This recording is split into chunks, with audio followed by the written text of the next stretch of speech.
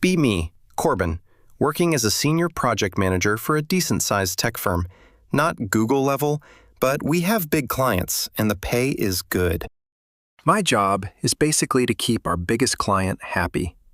It's a high-stress, high-reward kind of deal. The client is this old-school manufacturing giant, no-nonsense people. They only care about two things: deadlines and results. For 5 years, I've delivered both without fail. Our team was a well-oiled machine. A few guys, a few girls, nobody cared. We just got the work done. Life was pretty straightforward. Then, Juliana arrived. She was a new hirer brought in from outside to be the new department head. The announcement email was full of corporate buzzwords: synergy, paradigm shift, forward-thinking leadership. Standard stuff, I guess. The first all-hands meeting with her was something else.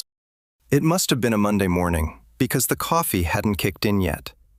She gets up on the little stage in the main conference room, starts with a big, bright smile that doesn't quite reach her eyes. We all expected the usual, "Happy to be here, let's hit our target" speech. We did not get that. Instead, we got a 30-minute lecture. It was about the need to dismantle the historically patriarchal structures within our corporate environment. She talked about unconscious bias, emotional labor, and the oppressive nature of traditional workplace hierarchies. I remember looking over at one of the senior engineers, a guy who'd been with the company for 20 years. He just looked completely baffled. She finished by announcing her mission to foster a new culture of inclusivity and to amplify marginalized voices. The room was awkwardly silent for a moment before a few people started clapping. We all just sort of filed out, not sure what to make of it all. A few days later, I got a meeting invite from her, just the two of us. I figured it was a standard introductory meeting, a chance for her to get up to speed on the big accounts. I prepared a full report, progress charts, budget breakdowns, client feedback summaries. I walk into her office. It's already been redecorated. Lots of abstract art and inspirational quotes on the walls. I sit down and put my report on her desk. She doesn't even look at it. She leans forward and asks me how I would describe the power dynamics within my team. I was a bit thrown. I told her, "We have a flat structure that everyone contributes and the best idea wins, regardless of who it comes from." She just nodded slowly, like a therapist listening to a patient. She then asked if I ever felt that my communication style could be perceived as authoritative. I tried to steer the conversation back to the project. I mentioned we had a major deadline coming up and that the client was expecting a prototype demonstration. Her response was that deadlines are often social constructs designed to enforce workplace dominance. The whole conversation felt like I was speaking a different language. I was talking about numbers and deliverables. She was talking about feelings and invisible forces. I left that meeting feeling a definite sense of unease. About a week later, the hammer dropped. I got a summon from HR. That's never a good sign. The HR lady had that professionally sympathetic look on her face. She explained that the company was undergoing a strategic restructuring of my department. My role, she said, had been deemed redundant. Redundant after 5 years of exceeding every target and getting stellar performance reviews. They offered me a severance package, a pretty generous one, I have to admit. Or, she said, I could accept a transfer to the internal logistics department. It was a clear step down. Less responsibility, less pay, and zero client interaction. It was a classic case of being managed out. They didn't have grounds to fire me, so they were making my position so unappealing that I'd quit. I thought about it for a minute. My pride was telling me to take the money and walk. But something else, a kind of morbid curiosity, made me pause.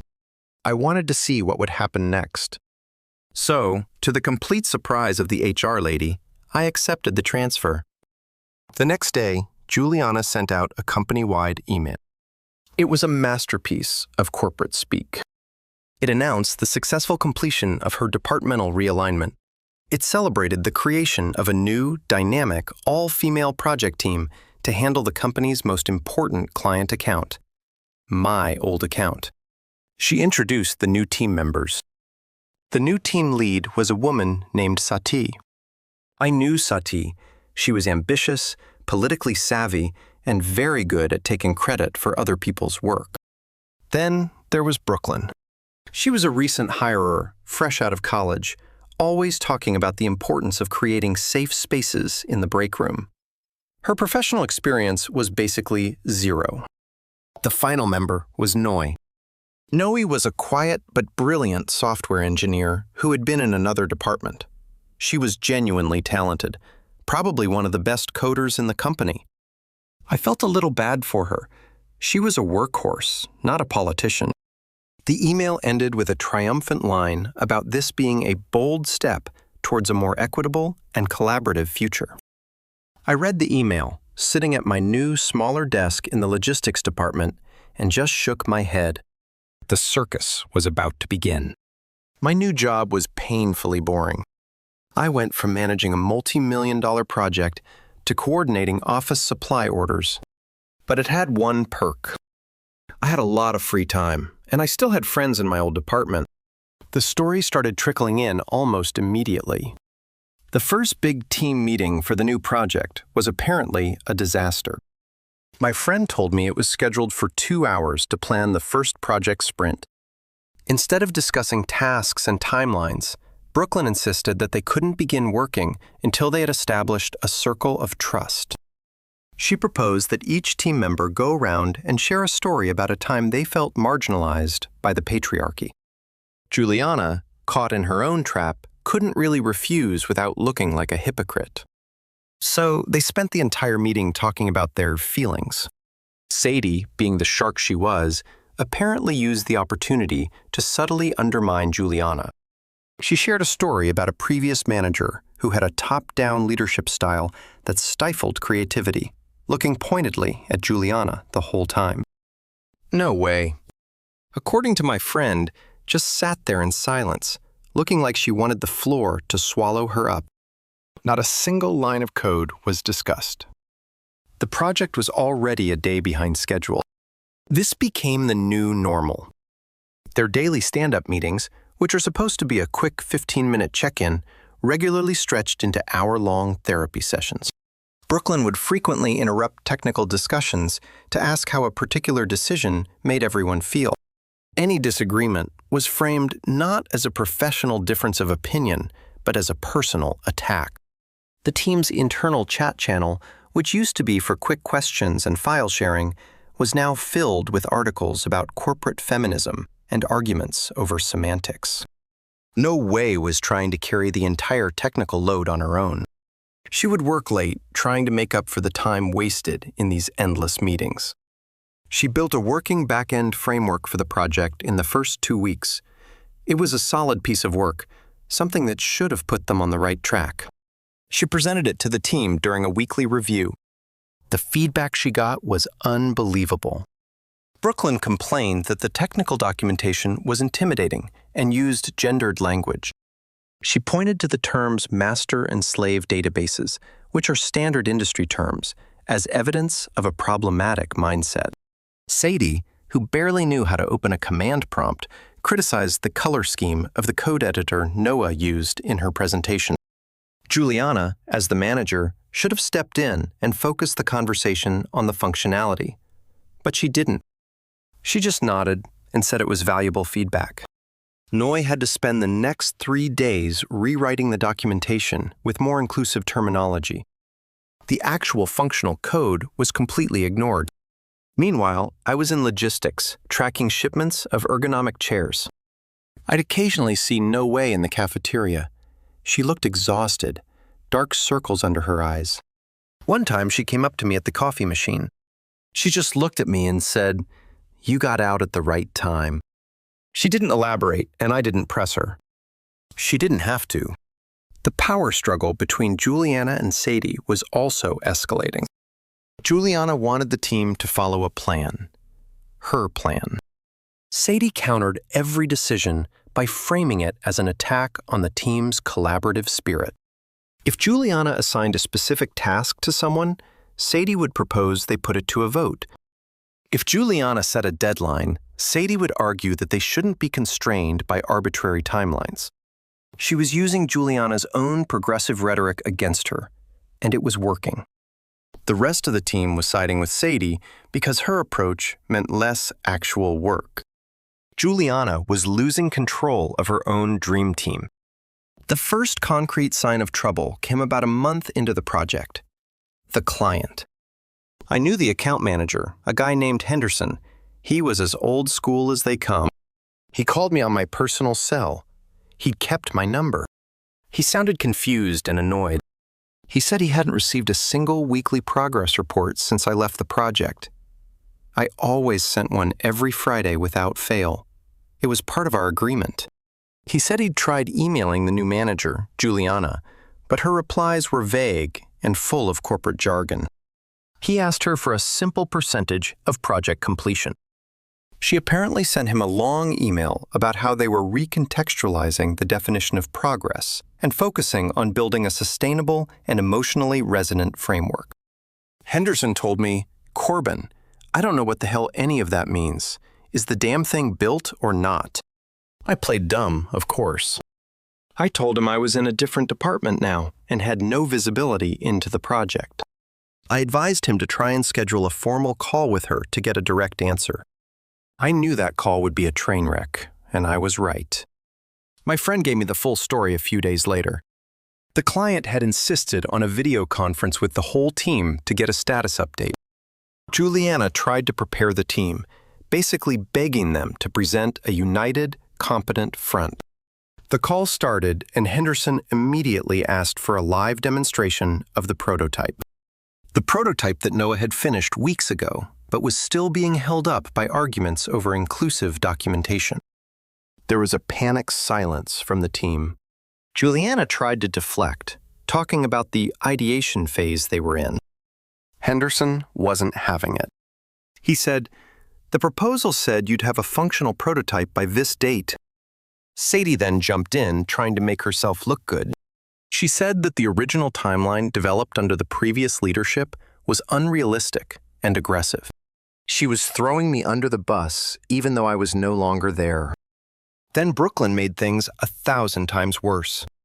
She unmuted herself and told the client, a man in his late 60s, that his focus on rigid deadlines was indicative of a toxic masculine mindset. There was just dead silence on the line. Henderson, to his credit, remained calm. He just said, "So there is no prototype." Juliana finally admitted that it wasn't ready to be shown.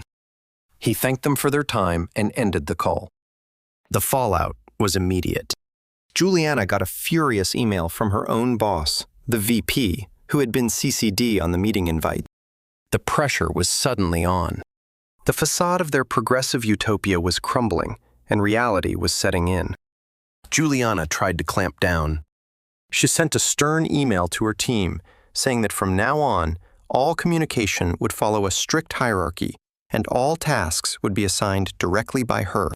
She was abandoning the collaborative model and trying to impose order.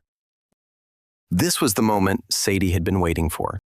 She immediately forwarded Juliana's email to HR. She also sent it to a few other female employees in the department, with a note saying she was deeply concerned by Juliana's sudden shift to a hostile and authoritarian management style. She was painting Juliana as a traitor to the cause. Brooklyn, of course, backed her up completely.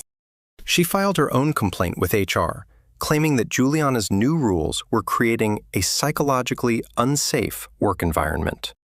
So now Juliana was not only failing the project, but she was also being formally investigated by her own company for being a toxic manager, all based on the very principles she herself had championed. The irony was so thick you could cut it with a knife. No, the only person actually trying to work was caught in the crossfire. She had two managers giving her conflicting instructions. Juliana was telling her to work overtime and get the prototype ready at all costs. Sati was telling her that she shouldn't be forced to work under such stressful conditions and that she should prioritize her well-being. I saw her in the parking lot one evening. It was late, almost 9 p.m., and she was just sitting in her car, not moving. She looked completely defeated. The project was now weeks behind schedule. The client was furious. The team was an open rebellion against its own leader, and Juliana, the architect of this whole mess, was completely trapped. Every move she made was wrong.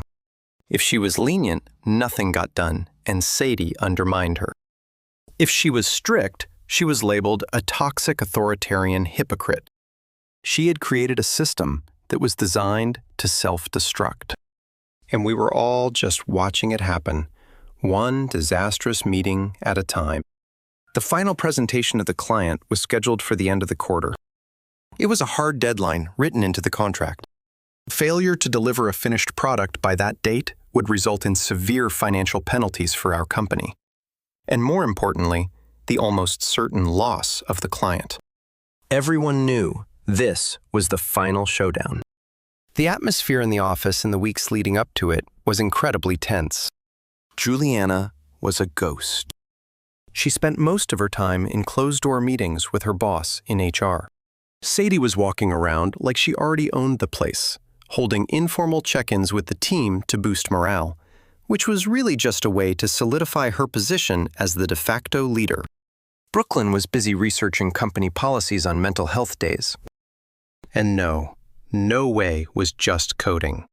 She had completely isolated herself, wore noise-canceling headphones all day. She was trying to build an entire complex piece of software by herself in a matter of weeks. It was an impossible task. I almost felt sorry for Juliana. Almost. She had brought this all on herself. She had sacrificed competence for ideology. And now she was about to pay the price. The final week before the presentation arrived, the whole department was walking on eggshells. The story of the all-female dream team had become a sort of open secret, a cautionary tale whispered at the water cooler. It was no longer a bold social experiment. It was a dumpster fire, and everyone was just waiting for the final explosion. The day of the big presentation arrived. It was a gray, overcast morning, which felt strangely appropriate. The entire office was quiet. Not a productive quiet, but a nervous, holding its breath quiet. I was at my desk in logistics, processing an invoice for a new batch of toner cartridges.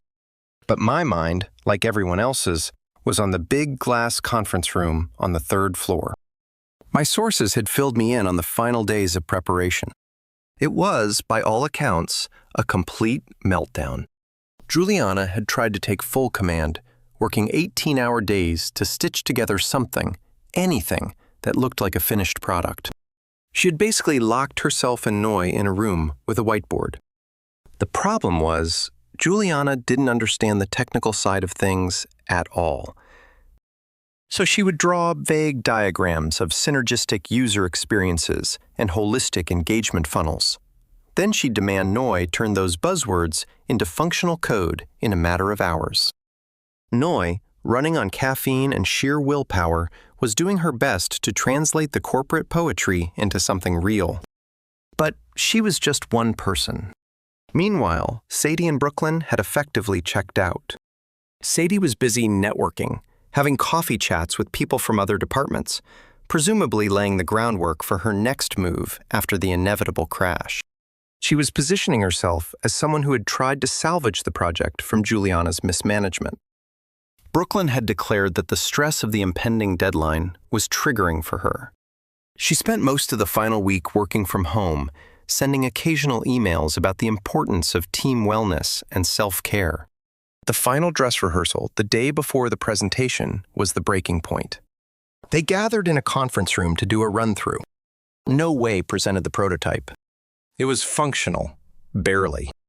The core features were there, but it was riddled with bugs, and the user interface was a mess. It was what you'd expect from one person doing the work of 5 in a fraction of the allotted time.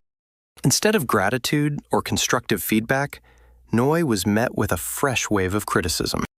Brooklyn said the color palette gave her anxiety. Sadie pointed out a typo in one of the menus and treated it like a fatal flaw in the project's entire architecture. Juliana, panicked and frayed, started blaming Noy for not working fast enough. That's when Noy finally snapped. She didn't shout. She didn't cry. She just stood up, closed her laptop, and said in a very quiet, very calm voice, "I'm done." She walked out of the room, went to her desk, packed her personal belongings in a small box, and left the building. She emailed her resignation to HR from the parking lot. So, on the morning of the most important presentation in the company's recent history, the team's only competent member was gone. The presentation was scheduled for 10 a.m. The client delegation arrived early. 4 of them, all men in dark suits, led by Henderson. They looked like they were attending a funeral. Juliana's boss, the VP, was also there. He sat at the back of the room, his arms crossed, his face a mask of grim neutrality. He was there to witness the execution. Juliana, Sadie, and Brooklyn walked in. Juliana looked pale, like she hadn't slept in a week.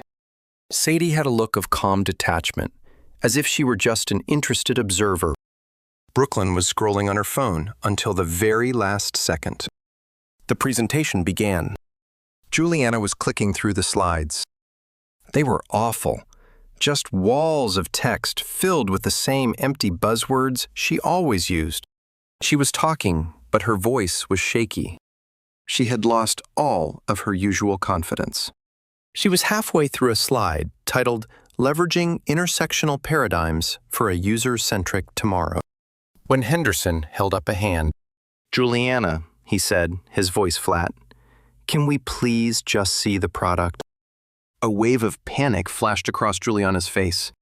She stammered something about wanting to provide the proper strategic context first. Sadie saw her opening and jumped in. "What Juliana means," she said, cutting her off, "is that the product is best understood as a part of a larger philosophical framework." She was trying to sound smart, but it just made things worse. Henderson's eyes narrowed. "I don't need a philosophy lesson. I need to see the software that my company has paid 7 figures for." There was no more hiding. Juliana took a deep breath and navigated to the prototype, or what was left of it. Without knowing there to run it properly, it was a catastrophe. Juliana clicked on the login button. An error message popped up. She tried again, the same error. She started clicking frantically, a bead of sweat running down her temple. Sadie tried to intervene again, saying there must be a compatibility issue with the conference room's projector. One of the client's technical guys, a younger man, spoke up. "That's a database connection error. It has nothing to do with the projector." The room fell silent. The lie had been exposed instantly and clinically. The humiliation was palpable. Juliana just stood there frozen, staring at the error message on the screen. It was over, and she knew it. But then it got even worse. The facade of sisterhood and collaboration vaporized in an instant. Primal survival instincts took over. Juliana was the first to break. She turned to the client, her voice cracking. She said that the project had been consistently undermined by a lack of team cohesion and insubordination. She didn't name Sadie, but she looked right at her. Sadie's calm demeanor vanished. She stood up and addressed the client directly. She said that as second in command, she had repeatedly raised concerns about Juliana's erratic and unfocused leadership. She claimed she had done her best to steer the ship in the right direction, but had been met with resistance at every turn. They were openly attacking each other in front of the client and the VP. And then Brooklyn, in a moment of spectacular self-destruction, decided to contribute. She spoke up, her voice quivering with indignation.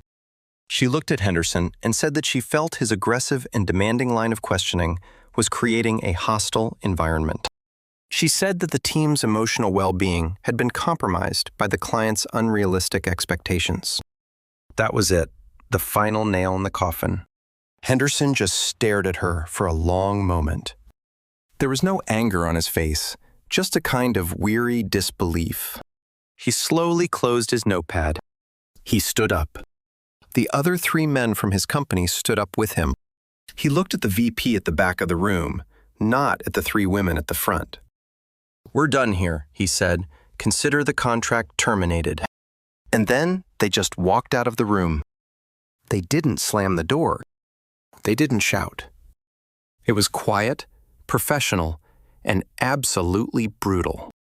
For about 30 seconds, nobody in the room moved or spoke. Juliana, Sadie, and Brooklyn just stood there amidst the wreckage. Then the VP stood up. He walked to the front of the room, his footsteps echoing in the silence. He looked at the 3 of them one by one. Then he looked at Juliana and said just 2 words. "My office now." He turned and walked out. Juliana followed him like a robot, her face completely blank. The news spread through the company faster than a wildfire. The loss of our biggest client. The public implosion of Juliana's dream team. It was the only thing anyone was talking about. Juliana was fired before lunch. She was escorted out of the building by security, carrying her inspirational quotes in a cardboard box. There was no company-wide email announcing her departure. She just vanished. Sadie's political maneuvering had failed spectacularly. She wasn't fired, but she was seen as toxic. Her attempt to blame Juliana had backfired, making her look treacherous and unprofessional in front of the VP. She was demoted and moved to a do-nothing role in the marketing department. Her career at the company was effectively over. Brooklyn was part of the round of layoffs that was announced the following week to offset the financial impact of the lost contract. Nobody was surprised. As for Noe, I heard she got a job at a major competitor within a week, a senior engineering role with a massive pay raise. Good for her. The dust began to settle. The company was in crisis mode. The stock price took a hit. Morale was at an all-time low. I just kept my head down in the logistics department, ordering staples and managing spreadsheets. About a week after the presentation disaster, I got an email. It was from the VP's executive assistant. The subject line was simple: meeting. I walked into the VP's office, the same one Juliana had been summoned to before she was fired. He looked tired, but he got straight to the point. He said the company was in a difficult position. He said they had made a mistake. He didn't mention Juliana by name. He just talked about a failed leadership experiment. He said that their #1 priority was trying to salvage the relationship with the client. He told me that Henderson had specifically mentioned my name in his final conversation, noting that things never went wrong when Corbin was in charge. Then he made me an offer. He wanted me to head a new special projects team, a crisis team basically. My first task would be to go back to the client, hat in hand, and try to win them back. He offered me my old job back with a new title, a significant raise, and complete autonomy to build my team however I saw fit. "I don't care who you hire," he said, "male, female, young, old. I just care about one thing: competence. Find me the most competent people for the job." I told him I'd do it. The next Monday, I walked back into my old office. The abstract art and inspirational quotes were gone. It was just a blank canvas. It felt good. I spent the whole morning on the phone with HR and various department heads. I was building my new team. I brought back the senior engineer who had been baffled by Juliana's speech. I hired a sharp young woman from the analytics department who was known for being a data wizard. I called a guy I used to work with who had left the company a year ago, one of the best project architects I knew, and convinced him to come back. The list of names on my notepad was a mix of men and women. The only thing they had in common was that they were all very, very good at their jobs. My last action of the day was to open up my email. I drafted a message to Henderson. It was short and to the point. I apologized for the recent breakdown in communication. I informed him that I was back in charge of his account, and I asked if he would be willing to give us one more chance, a 30-minute call to show him a concrete plan for how we were going to fix this. I hit send. Then I leaned back in my chair. There was a mountain of work to do, a disaster to clean up. But for the first time in months, things felt clear. The noise was gone. The ideology was gone. There was just the work and a team of capable people ready to do it.